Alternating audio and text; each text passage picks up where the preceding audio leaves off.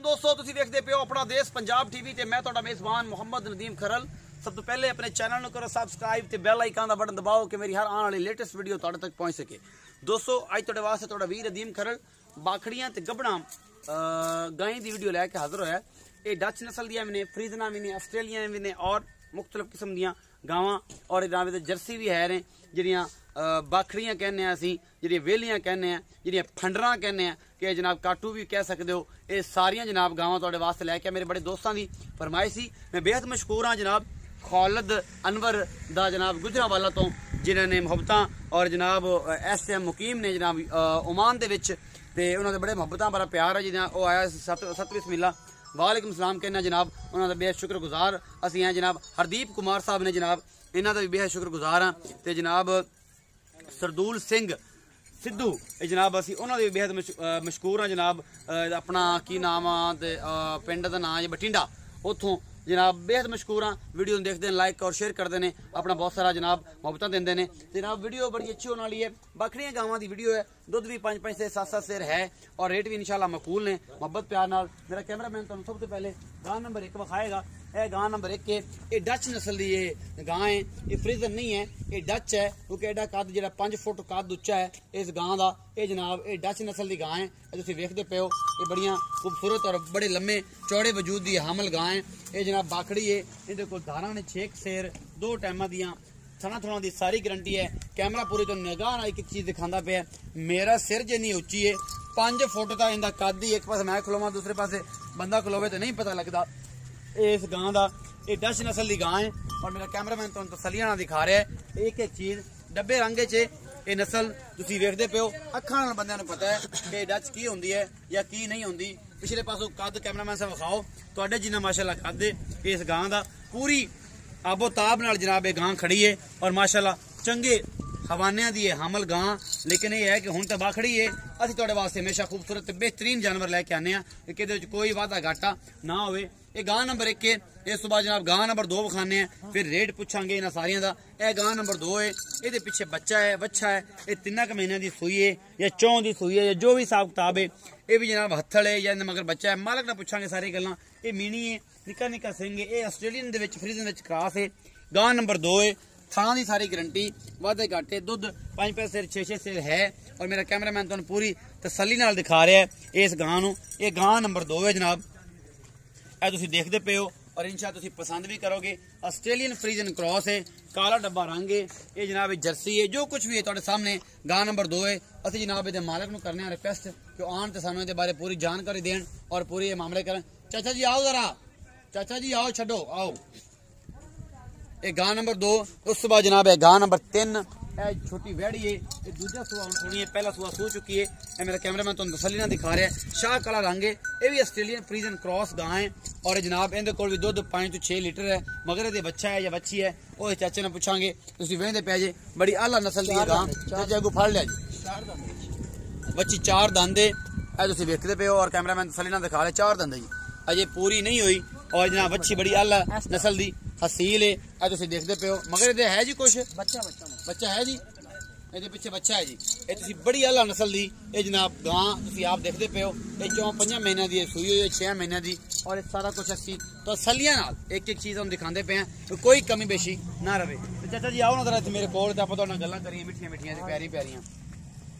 सब तो पहले जिहड़ी है वड्डी गां दिखाई है डच नस्ल की, इनका की हिसाब किताब है? ये पहले नंबर वाली है, इन्हें मगर की है या कुछ है या नहीं है, ये हत्थड़ थन थन ठीक ने सारा? थाने ते ठीक ने, थोड़ा ऊंचा बोलना मेहरबानी। थाने ते ठीक ने। पहले अपना नाम दस लो। अंसर अली मेरा नाम। अंसर अली नाम है जी। इनदा भाईजान 6 किलो 2 टाइम दा दुध ते पहाड़े ते मिलेगी, 6 किलो दुध ते पहाड़े ते मिलदी बिल्कुल। ते बाकी दंदा थाना ठीक है, दंदां दी थाना दी ठीक है, गारंटी है तुहाडी बिल्कुल इंशाल्लाह। मोहब्बत प्यार नाल मकूल या मुल करो, कोई बाखड़ी दा मुल मकूल ना करे जी। बाखड़ी जेडी गां चंगी होंदा मुल भी चंगा होंदा, मुल करो ते 1,90,000 का जी जी। मोहब्बत प्यार मोहब्बत वा जेड़ा मुनासिब होएगा देख ले गां चंगी। मुल करन 1,90,000 रुपए है, लेकिन एक मुनासिब कर लांगे, मोहब्बत प्यार कर लोगे। गां भी 5 लाख 6 लाख की तैयार है, जो तैयार हो इन्ने दी है क्योंकि जो होवेगी तो उदों ही है ना, तो मालकां दे नसीब मेहनत ना होंदा। अच्छा 2 नंबर गां विखाई है जेडी आस्ट्रेलियन फ्रीजन क्रॉस है, ए मीनी गां, इनदे मगर बच्चा है, इहदे मगर बच्चा है ते मगर बच्चा है बच्ची, इनदे मगर बच्चा है ते 2 दिन 2 टाइम दा है 5 किलो बच्चे ते मिलदी भाड़े ते मिलदी। इनु भाड़े ते चलो भावें बच्चे ते चलो, ते देखो ना इस तरह सी लगी